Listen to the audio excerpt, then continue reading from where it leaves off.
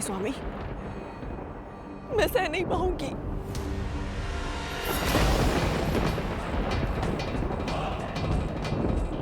ये राग आपके भी पुत्र है ना? आज जब इन्हें सबसे अधिक आपकी आवश्यकता है तो इन्हें ऐसे असहाय न छोड़े।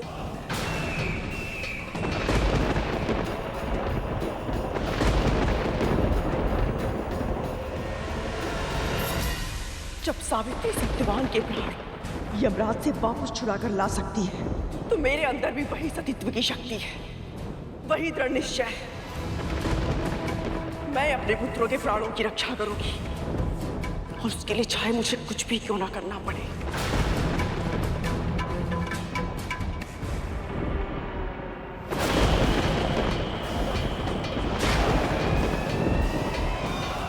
एक माँ की पुकार स्वयं ईश्वर भी अनसुनी नहीं कर सकते, और इनके लिए तो दो दो माएं प्रार्थना करेंगी। इन दोनों माताओं को कैसे बताऊं कि इन सर्पों को लेने के लिए स्वयं यमदूत आ गया है।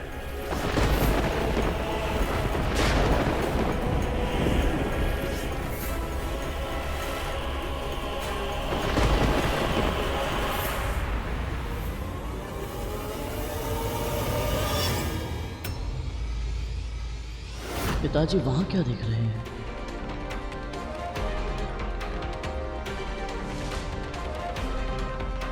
मुझे ऐसा क्यों लग रहा है जैसे कोई था यहाँ जो वापस लौट गया। यदि आप दोनों ने निश्चय कर ही लिया है तो एक उपाय है। जी पिताजी, बताइए क्या करना है। हम सब कुछ करेंगे अपने भाइयों के लिए। उसे जानने और समझने के लिए आप सबको जीवित पुत्रिका के व्रत कथा को पूरे मनोयोग से सुनना और जानना होगा। इस समस्त संसार में जो भी मां इस व्रत को विधि विधान से करेगी उसे अपनी संतान की रक्षा करने की शक्ति प्राप्त होगी और उसकी संतान दीर्घायु होगी।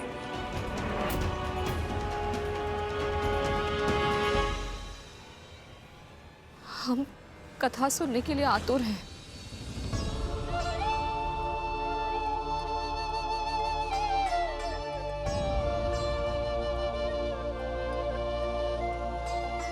पिछले कल्प की बात है। नगर के बाहर पेड़ पर एक चील और वहीं एक सियार रहा करते थे। एक दिन चील और सियार अपनी जिह्वा और पेट की तृप्ति करके लौट रहे थे।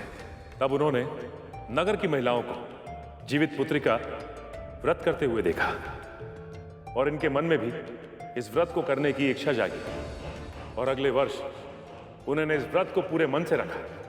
चील तो अपना संयम बनाए रखने में सफल हुई, लेकिन सियार ने जैसे ही मुर्गे को देखा तो उसकी भूख जीत गई। परंतु पिताजी, व्रत रखने की इच्छा तो अनेक व्यक्तियों में होती है, कर पाते। जब कोई व्यक्ति व्रत का संकल्प लेता है तो उसके भीतर की अच्छाई उसे संकल्प को पूरा करने के लिए प्रेरित करती है और उसके भीतर की बुराई उसे संकल्प तोड़ने के लिए ललचाती है। बुराई के ऊपर भलाई की जीत का प्रयास करना ही तो व्रत है। और किसी भी अन्य संघर्ष की तरह यह भी आसान नहीं है। यह व्रत इतना शक्तिशाली है कि केवल इसका प्रयास करने से ही सियार को भी अगले जन्म में चील की तरह मनुष्य बनने का सौभाग्य प्राप्त हुआ।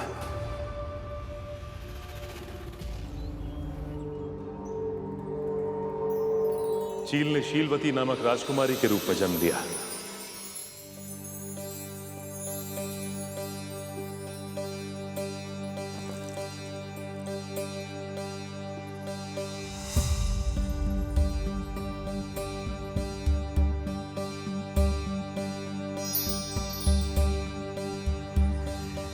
और सियार का जन्म हुआ एक निर्धन कन्या कपूरवती के रूप में।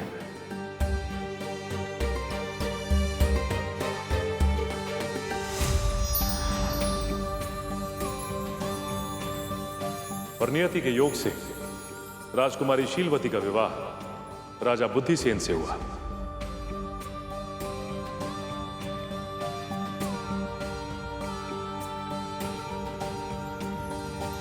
राजा बुद्धिसेन रानी शीलवती की, राजा बुद्धिसेन रानी शीलवती की। ये राजा रानी की कथा तो मुझे माँ पिताजी के संबंध जैसे लग रही है। शीलवती की, राजा बुद्धिसेन रानी शीलवती की, राजा बुद्धिसेन रानी शीलवती की, राजा बुद्धिसेन रानी शीलवती की, राजा बुद्धिसेन रानी शीलवती की। कपूरवती भी उसी राज्य में रहा करती थी। निर्धन कुल में उत्पन्न होने के बाद भी कपूरवती के मन में रानी बनने की इच्छा प्रबल थी और इसीलिए वो रानी शीलवती से ईर्ष्या करने लगी।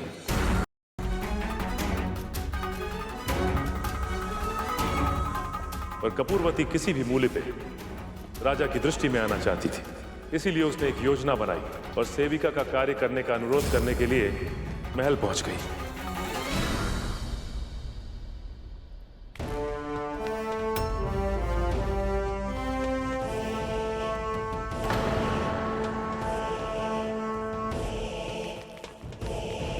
मंत्री जी, मैं अभागन आपसे विनती करती हूँ कि मुझ पे कृपा करें और कोई काम दे दे, तभी मैं अपने परिवार का पेट भर पाऊंगी।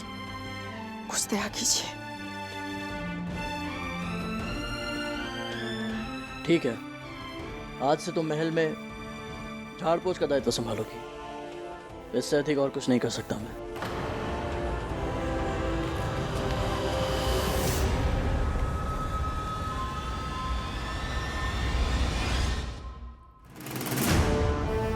राजा के मंत्री ने उसे महल के झाड़ पोछ का दायित्व सौंपा। अब कपूरवती महल की सेविका बन चुकी थी।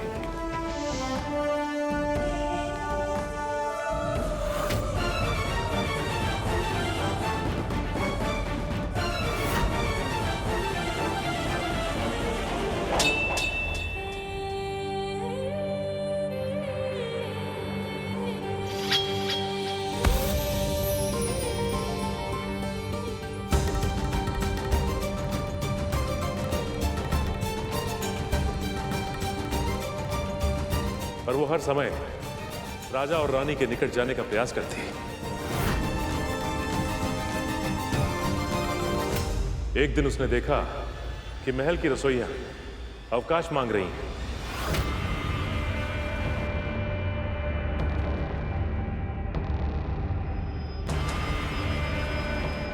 और उसने एक क्षण भी नहीं गवाया और शीघ्र ही मंत्री के सामने पहुंच गई।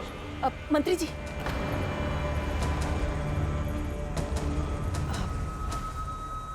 रसोइये के स्थान पर मैं भोजन पका सकती हूँ। इससे मुझे राजन जी और महारानी जी की सेवा का अवसर मिल जाएगा। बाकी जैसा आप कहें।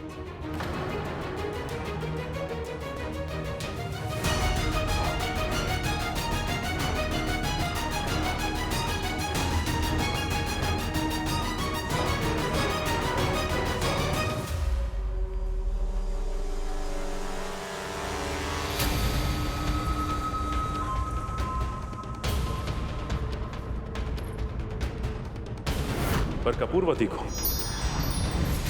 स्वादिष्ट भोजन पकाना नहीं आता था।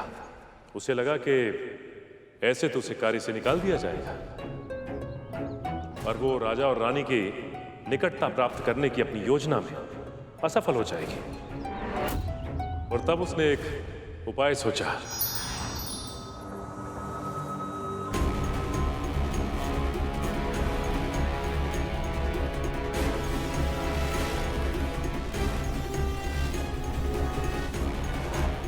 भोजन कैसा भी बनाओ, उन्हें तो स्वादिष्ट ही लगेगा।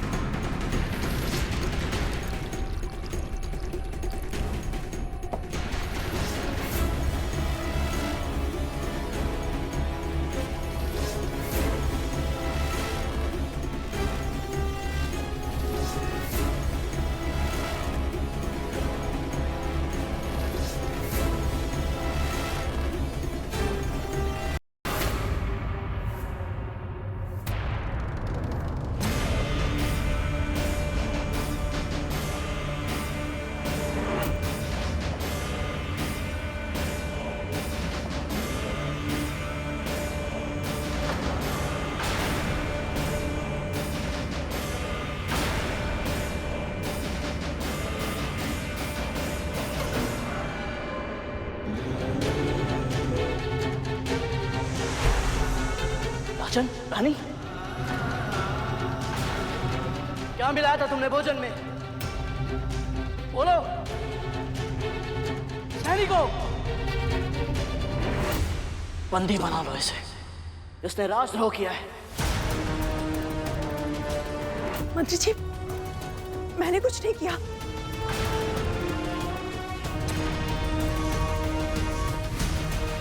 मैं एक ऐसी औषधि जानती हूँ जिससे दोनों ही शीघ्र स्वस्थ हो जाएंगे।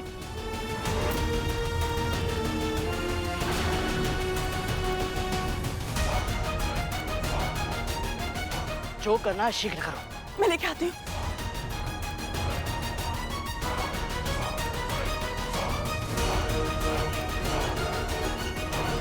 अब मंत्री जी, ये जड़ी बूटी का मिश्रण है।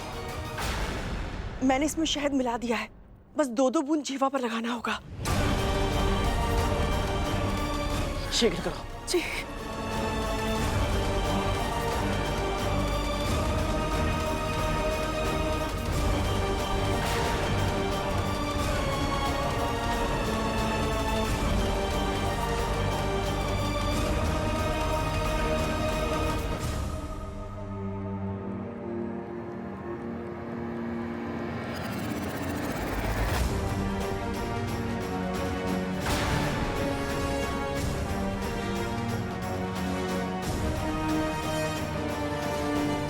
राजन, आप ठीक तो हैं? हाँ, मैं तो ठीक हूं। आप तो ठीक है ना?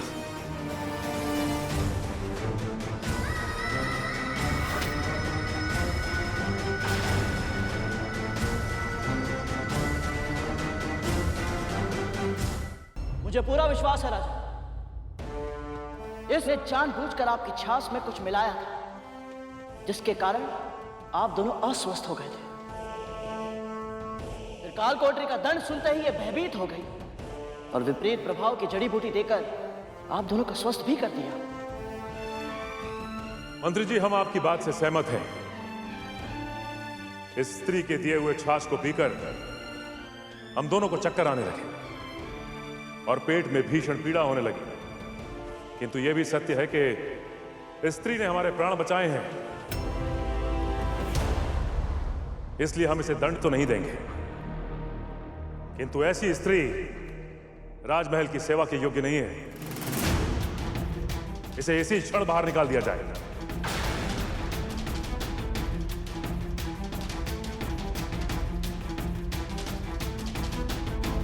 दया राजन जी, दया।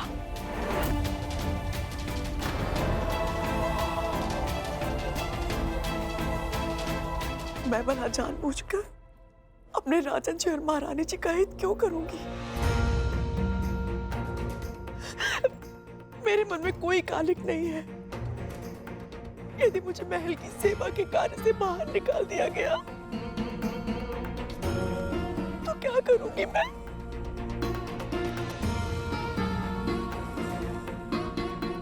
मेरा जीवन यापन कैसे होगा? मैं अपना पेट कैसे भरूंगी? मेरा ध्यान कौन रखेगा?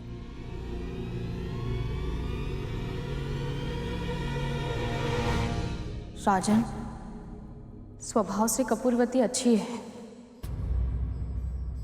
अवश्य ही इससे भूल हुई है, पर वो भूल इसने जानबूझकर नहीं की होगी, ऐसा मेरा दृढ़ विश्वास है।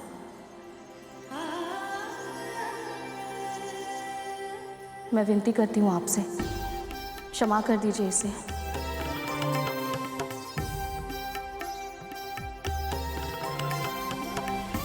और मेरी निजी सेविका के रूप में कार्य करने की आज्ञा भी दीजिए। ये क्या कह रही है महारानी? यही मेरी इच्छा है राजन।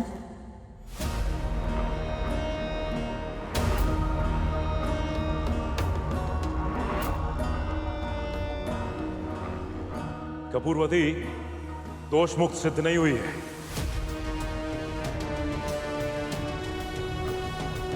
किंतु ये राज्य अपनी रानी की इच्छा का अनादर नहीं करेगा।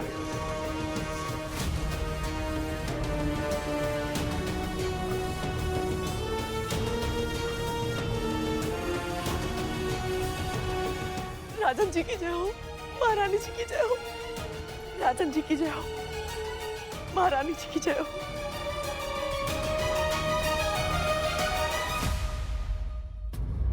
स्वयं को मेरा रक्षक समझकर प्रसन्न हो रही हो शीलवती। तुम तो वो सीढ़ी हो जिस पर चढ़कर मैं रानीवास के अंतः कक्ष तक पहुंचूंगी। बहुत शीघ्र छोटी रानी बनूंगी मैं। क्षमा कीजिए पिताजी, परंतु कथा सुनने के बाद यह प्रतीत होता है कि रानी शीलवती बहुत ही बुद्धिमान और ज्ञानी महिला थी। फिर भी वो कपूरवती के छलपूर्ण व्यवहार को समझ क्यों नहीं पाई? यदि समझ नहीं भी पाई तो राजा ने कपूरवती को दंड देने का निर्णय किया था। फिर रानी शीलवती ने अपने पति की बुद्धिमानी पर विश्वास क्यों नहीं किया? जानते हो गरुड़, इस संसार में सबसे अधिक हानिकारक क्या है? अति करना। रानी शीलवती में भी एक ऐसी ही कमी थी। वो बहुत अधिक दयालु थी। उनके विवेक ने उन्हें चेतावनी दी थी और उस दिन से कपूरवती रानी शीलवती की सेवा करने लगी।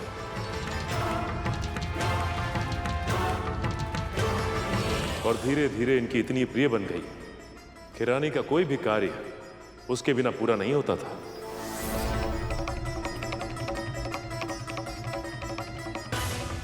आठों प्रहर वो रानी के साथ रहने लगी।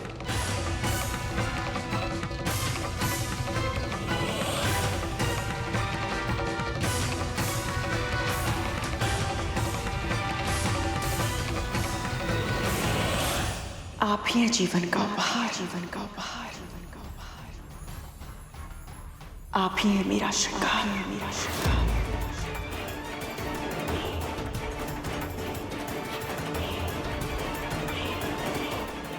मैं ऋणी आपके जीवन भर की, जीवन भर की। कैसे चुकाऊं ये उपकार, कैसे चुकाऊं ये उपकार।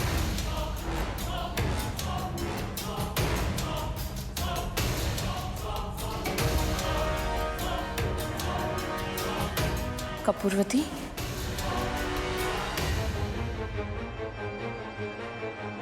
फिर ऐसा कभी मत बोलना। तुम मात्र दासी नहीं, मेरी बहन जैसी हो।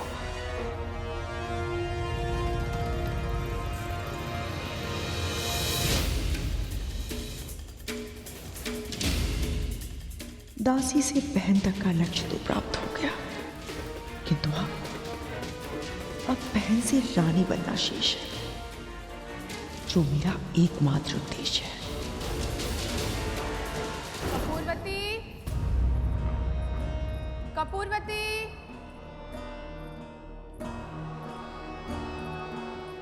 कपूरवती,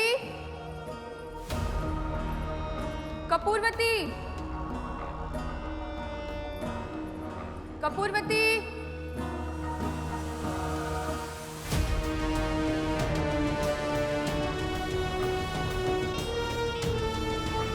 कपूरवती, कपूरवती।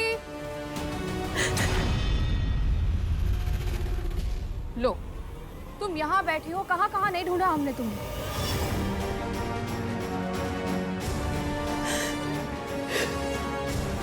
कपूरवती समझ चुकी थी कि रानी उससे पूरी तरह प्रभावित है, उसके जाल में फंस चुकी है। वो कपूरवती से एक दासी की तरह नहीं, अपनी बहन की तरह व्यवहार करती थी और अब उसने अपनी अगली चाल चली। इसका अर्थ है जैसे बड़ी माँ ने चतुराई से माँ को दासी बनाया था, उसी प्रकार कहीं कपूरवती ने भी महारानी को अपने जाल में तो नहीं फंसा लिया। आखिर क्या किया होगा उन्होंने?